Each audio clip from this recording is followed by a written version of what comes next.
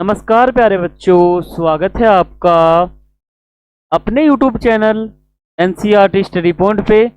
और मेरा नाम है अर्जुन। ठीक है, तो आगे चलते हैं। तो आज मैं आपको न्यू कोर्स के अकॉर्डिंग, जैसा कि आपको पता होगा, हम अपना न्यू कोर्स स्टार्ट कर चुके हैं पॉलिटिकल साइंस का, क्लास 12th का। तो उस कोर्स के अकॉर्डिंग मैं आपको छठा चैप्टर कराने वाला हूँ, पहले बुक का, समकालीन विश्व में राजनीति। इस बुक का हमारा छठा चैप्टर है पर्यावरण और प्राकृतिक संसाधन। ठीक है, तो ये हमारा चैप्टर रहने वाला है। इससे पहले मैंने आपको टोटल 5 चैप्टर करा दिए हैं। ठीक है, अगर आपने वो नहीं देखा है तो आप उसको जरूर देखें। उसका लिंक मैं आपको डिस्क्रिप्शन में दे दूंगा, आप वहां जाके देख सकते हैं। इसका मैं आपको पार्ट 1 कराने वाला हूँ इस वीडियो में। और इसमें मैं आपको बता दूंगा, बेसिक नॉलेज बताऊंगा आपको कि संसाधन किसे कहते हैं, सब कुछ आपको इसमें बताऊंगा। ठीक है, तो ये हमारा रहने वाला है चैप्टर, और न्यू कोर्स हमारा चल रहा है। तो ये जब हमारा बुक खत्म हो जाएगा, ये समकालीन विश्व में राजनीति, तब हम अपना न्यू कोर्स स्टार्ट करेंगे। मतलब न्यू बुक से अपना चैप्टर स्टार्ट करेंगे, कोर्स नहीं, न्यू बुक से अपना स्टार्ट करेंगे। जो हमारा पहला चैप्टर है राष्ट्र निर्माण की चुनौतियां, वो मैं आपको पढ़ाऊंगा। ठीक है, तो पहले एक बार हमारा पहला बुक खत्म हो जाए तो थोड़ा आसानी होगा। तब मैं आपको सभी इंपॉर्टेंट नोट्स, पेपर, ठीक है, इंपॉर्टेंट क्वेश्चन, MCQ क्वेश्चन सभी आपको धीरे धीरे करवा दूंगा।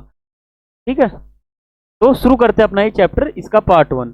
तो ये मैं आपको पार्ट वाइज पढ़ाऊंगा, यानी 2 या 3 पार्ट में मैं आपको ये वीडियो या ये जो चैप्टर ये मैं आपको करा दूंगा। ठीक है, 2 या 3 पार्ट में। तो आप अपना सिलेबस देख लो। तो जो आपका पहला चैप्टर था यहाँ पर, ये मैंने आपको करा दिया है, 2 ध्रुवीयता का अंत, ये हो गया आपका, इसको मैं टिक लगा देता हूँ।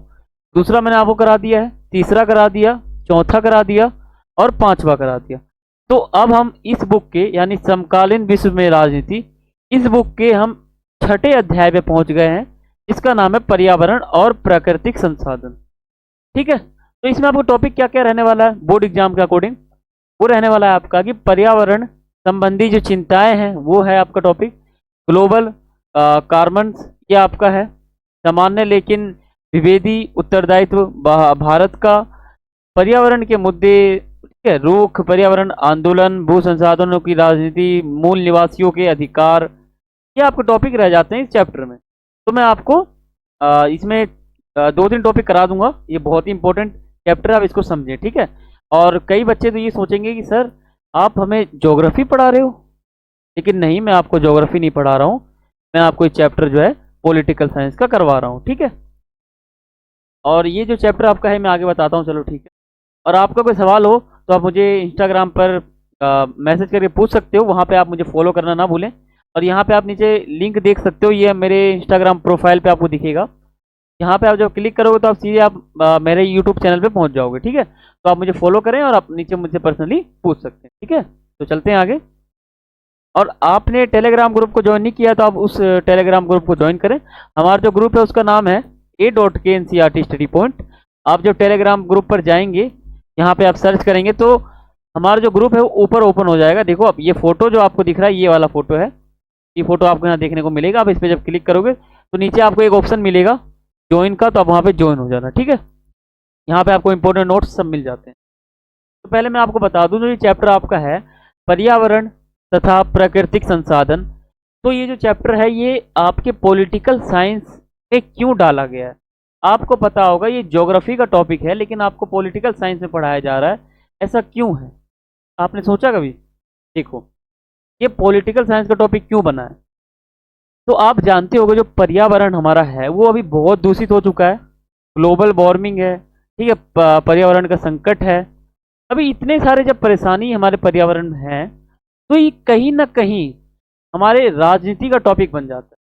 पॉलिटिकल जो बॉडी है या फिर पॉलिटिकल सिस्टम जो है, उसका एक मुद्दा बन जाता है। समझ रहे हो? ये जो आपको पेड़ पौधे दिख रहे हैं, यहाँ जब नष्ट हो रहे हैं, ठीक है, आंदोलन हो रहे हैं, दुविधा हो रहे हैं, लोगों को कष्ट हो रहा है, आंदोलन, बहुत परेशानी हो रहा है हमको पर्यावरण। ठीक है, बहुत सारे पर्यावरण हो गए, मतलब बहुत परेशानी हो गए, ग्लोबल वार्मिंग आ गया, ठीक है, जलवायु संकट, बहुत सारे संकट हो गए। तो इसको निपटाने के लिए जब सरकार कार्य करती है, तो ये कहीं ना कहीं पॉलिटिकल का टॉपिक बन, ठीक है। ये मुद्दा जो है, पर्यावरण का मुद्दा जो है वो राजनीति से संबंधित हो जाता है, तो इसे हम पॉलिटिकल चैप्टर कहते हैं। तभी आप ये सोचो, ये चैप्टर आपका पॉलिटिकल में इसलिए डाला गया है क्योंकि ये जो टॉपिक है पर्यावरण की समस्याओं का, तो पर्यावरण की समस्याओं का जो टॉपिक है का निवारण जो है वो राजनीति एक तरह सरकार करेगी। तो सरकार जब कर रही है तो ये कहीं ना कहीं पॉलिटिकल टॉपिक बन जाता है, हम इसे पॉलिटिकल साइंस में पढ़ते हैं। समझ गए आप? तो आप समझ गए होंगे कि हम इसे पॉलिटिकल साइंस में क्यों पढ़ रहे हैं। समझ गए? तो पहले आप ये समझ लो कि जो आपका ये जो पर्यावरण है और जो संसाधन है, इसका अर्थ क्या होता है। आपने छोटी क्लास में पढ़ा होगा, तो मैं आपको बताता हूँ। देखो, पर्यावरण का अर्थ होता है, पर्यावरण को हम दो शब्दों में तोड़ के देखते हैं, परि जमा आवरण। यानी परि का मतलब होता है ऊपरी और आवरण का मतलब होता है वह आवरण। का मतलब ये हो जाएगा कि जो वनस्पति तथा जीव जंतु को ऊपर से ढके हुए हैं उसे हम कहते हैं पर्यावरण। समझ रहे हो? ऊपर से जो ढके हुए हैं उसको हम कहते हैं पर्यावरण। तो हो जाता है पर्यावरण का अर्थ। ये आपने छोटी क्लास में भी पढ़ा होगा। तो देखो, प्राकृतिक संसाधन, संसाधन का अर्थ क्या होता है, प्राकृतिक संसाधन का अर्थ क्या होता है। देखो, प्रकृति से प्राप्त मनुष्य के उपयोग के साधन तथा मानव जीवन का अस्तित्व, अस्तित्व, प्रगति, ठीक है, प्रगति एवं विकास संसाधनों पर निर्भर करती है। आदिकाल से मनुष्य प्रकृति से विभिन्न प्रकार की वस्तुएं प्राप्त कर अपनी आवश्यकताओं को पूरा करता रहा है। वास्तव में संसाधन वह है जिनकी उपयोगिता मानव के लिए हो। देखो, संसाधन का मतलब ये होता है, मान लो कोई भी चीज है, गाड़ी घोड़ा, ठीक है, साइकिल, ये सभी हमारे लिए संसाधन है। संसाधन का अर्थ होता है कि वह कोई भी चीज जिससे हमारा फायदा हो, हमारा काम हो, चीजों का हमारी जरूरत हो, उसे हम संसाधन कहते हैं। जैसे बाइक हो गया, कार हो गया, ठीक है, कोई भी चीज हो गया जिससे हमें जरूरत होती है अपने जीवन में, उसे हम कहते हैं संसाधन। पेड़ की जरूरत होती है हमें ऑक्सीजन के लिए, तो वो है संसाधन। पौधों की जरूरत होती है, ठीक है, फल का जरूरत होता है, तो ये सभी हमारे लिए संसाधन है, इसे हम कहते हैं संसाधन। और पर्यावरण का अर्थ होता है कि ऊपरी, यानी जो हमें ढके हुए हैं ऊपर से, ठीक है, उसे हम कहते हैं पर्यावरण। ठीक है, तो पहले मैं आपको इस चैप्टर का परिचय बता देता हूँ। तो देखो, ये जो पर्यावरण है ये क्या है। तो देखो, 1960 के दशक से के बाद पर्यावरण के मसले ने जोर पकड़ा।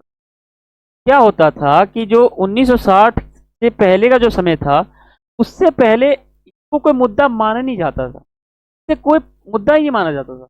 पर्यावरण का जितना भी नष्ट हो रहा है, पेड़ पौधे, इसे कोई मुद्दा नहीं मानते थे हम लोग। लेकिन 1960 के दशक के बाद ये एक प्रमुख मुद्दा बन चुका है।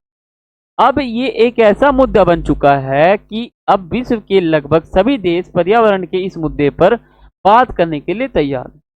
तो हुआ क्या था भाई कि जो हमारा 1960 के पहले का जो समय है, इस समय ये कोई मुद्दा ही नहीं था।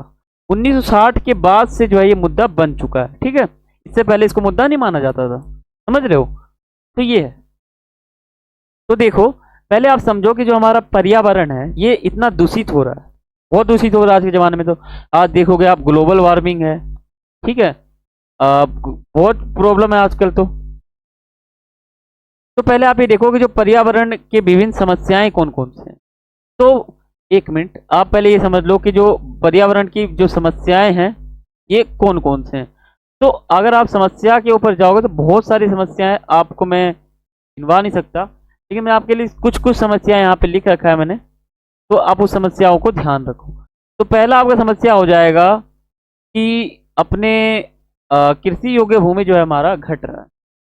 कृषि योग्य भूमि घट रही है, चरागाह में चारे खत्म हो रहे हैं, ठीक है, मत्स्य भंडार घट रहा है, जल प्रदूषण हो बढ़ रहा है, जल की कमी हो रही है।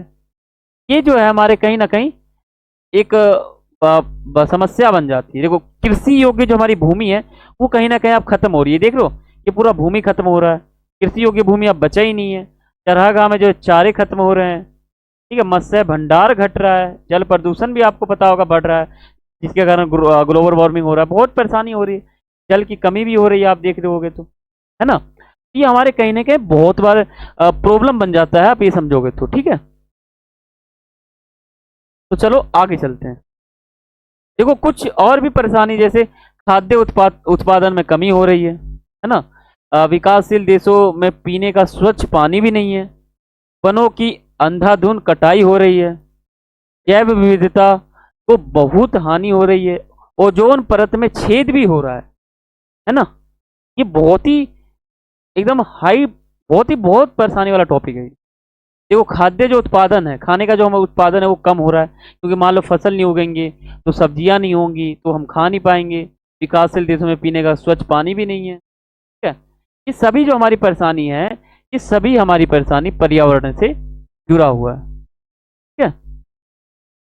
पर्यावरण से कहीं ना कहीं हमारा संबंधित, ठीक है। तो अगला हमारा टॉपिक आ जाता है कि जो पर्यावरण में इतना परेशानी है, तो इसकी सुरक्षा के लिए यानी संरक्षण के लिए जो सरकार कदम उठा रहे हैं वो कौन कौन से कदम है ना। तो देखो, आर्थिक विकास के कारण पर्यावरण पर होने वाले जो असर है यानी जो चिंता है, वो 1960 के दशक के बाद राजनीतिक चरित्र ग्रहण कर लिया। यानी 1960 से पहले हम इसे कोई मुद्दा नहीं मानते थे, ठीक है, मुद्दा नहीं मानते थे कोई भी, लेकिन 1960 के बाद से इसे हम एक प्रमुख मुद्दा मानने लग गए हैं। ये आप ध्यान रखो। इसलिए इस मुद्दे को देखते हुए क्लब ऑफ रोम ने 1972 में, आप डेट याद रखो, 1972 में लिमिट्स टू ग्रोथ नामक पुस्तक प्रकाशित किया। और ये जो पुस्तक है, इसमें दुनिया में जो बढ़ती जनसंख्या है, आलोक और प्राकृतिक संसाधन है, ठीक है, विनाश जो संसाधन का हो रहा है, अंदेशे को बड़ी खूबी से बताते हैं, ठीक है। ये जो हमारा पुस्तक है, क्लब ऑफ रोम ने लिखा था 1972 में, लिमिट्स टू ग्रोथ ने, इसमें ये जो पुस्तक है, इस पुस्तक में बढ़ती हुई जनसंख्या के बारे में बताया गया है, प्राकृतिक संसाधन के बारे में बताया गया है, और जो विनाश हो रहा है संसाधन का उसके बारे में बताया गया। पूरा संसाधन के ऊपर जो है ये लिमिट्स टू ग्रोथ नामक पुस्तक की रचना हुई थी, ठीक है। तो देखो, संयुक्त राष्ट्र संघ यूएनओ, यूनाइटेड नेशंस ऑर्गेनाइजेशन, ये हमारा टॉपिक था, इससे पहले मैंने आपको पढ़ा रखा है। इसे हम संयुक्त राष्ट्र और इसके संगठन भी कहते हैं, या फिर अंतरराष्ट्रीय संगठन भी इस चैप्टर को कहा जाता है। तो देखो, संयुक्त राष्ट्र और संघ ने पर्यावरण कार्यक्रम सहित अनेक अंतरराष्ट्रीय संगठनों ने पर्यावरण से जुड़ी समस्याओं पर सम्मेलन करवाए हैं। इस विषय पर अध्ययन को शुरू किया, यानी जो हमारा ये विषय है पर्यावरण, इस पे अंतरराष्ट्रीय संगठन ने बहुत सारे सम्मेलन करवा रखे हैं, ठीक है। इस टॉपिक, ये मैं आपको कह रहा था, ये टॉपिक जो राजनीति का बन चुका है, जिसमें बातें बहुत ज्यादा होती है। तो वो जो हमारा एक तरह से हमारा जो सम्मेलन है वो कौन कौन से हैं, तो हमारा जो रियो सम्मेलन हुआ था वो भी बहुत इंपॉर्टेंट है, 1992 में हुआ था रियो सम्मेलन, इंपॉर्टेंट है, ठीक है। तो देखो, पर्यावरण और विकास के मुद्दे को लेकर यह सम्मेलन बुलाया गया। 170 देश और हजारों स्वयंसेवी संगठन और बहुराष्ट्रीय निगमों ने इसमें भाग लिया था, ठीक है। तो इसका उद्देश्य क्या था रियो सम्मेलन का, और डेट याद रखना कि रियो सम्मेलन जो है 1992 में किया गया था। 170 देश थे, स्वयंसेवी संगठन भी थे, बहुराष्ट्रीय निगम में जो है इसमें भाग लिया था इन्होंने भी। तो इसका उद्देश्य क्या था, टिकाऊ विकास पर जोड़। ये जो हमारा सम्मेलन हुआ था, इसमें मेन टॉपिक यही था, जो विकास है वो टिकाऊ होना चाहिए, उस पर जोर देंगे, ठीक है। दूसरा हमारा हो जाएगा जलवायु परिवर्तन, जैव विविधता और वानिकी के संबंध में कुछ नियम आचार निर्धारित हुए, ठीक है। एजेंडा 21, एजेंडा 21 के रूप में विकास के कुछ तरीके सुझाए गए थे, ठीक है। ये उद्देश्य था हमारा रियो सम्मेलन, जो कि 1992 में हुआ था। देखो, रियो सम्मेलन से 5 साल पहले यानी 1987 में आवर कॉमन फ्यूचर शीर्षक से एक रिपोर्ट छपी थी।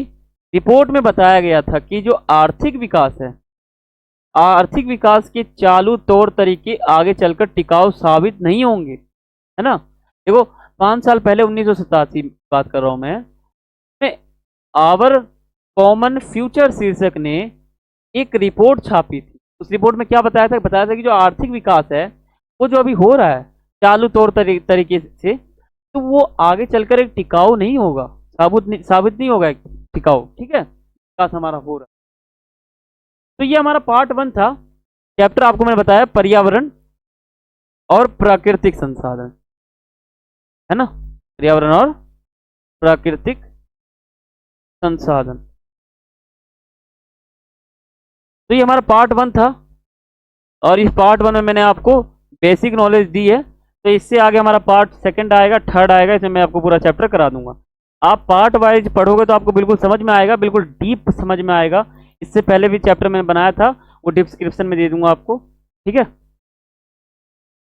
तो अगर वीडियो अच्छा लगा हो तो वीडियो को लाइक करें, और चैनल पर नए हैं तो चैनल सब्सक्राइब करें और बेल आइकन पर क्लिक करें। और वीडियो अच्छा लगा हो तो वीडियो को लाइक करें, और जितना हो सके उतना शेयर करें। कुछ भी आपको पूछना हो तो आप कमेंट कर सकते हो।